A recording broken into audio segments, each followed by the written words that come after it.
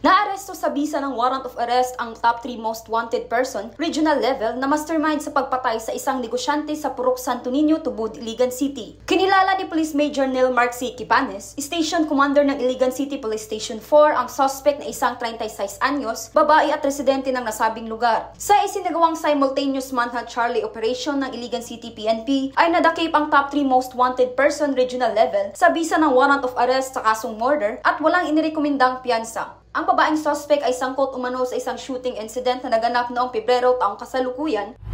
We give you an update po doon sa ating nahuling regional most wanted person. Joint operatives of Iligan City Police Station 4, Iligan City Investigation and Detection Management Unit conducted a joint manhunt Charlie operation which resulted to the successful arrest of regional most wanted person and a resident of Barangay Tubod, Iligan City.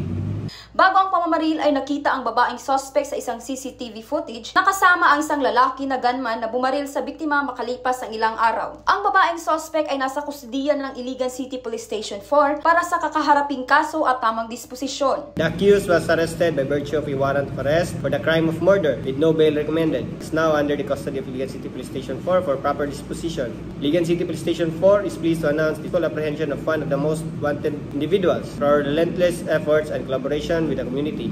Justice has been served. We urge everyone to remain vigilant and report any suspicious activities to help maintain the safety and security of our communities.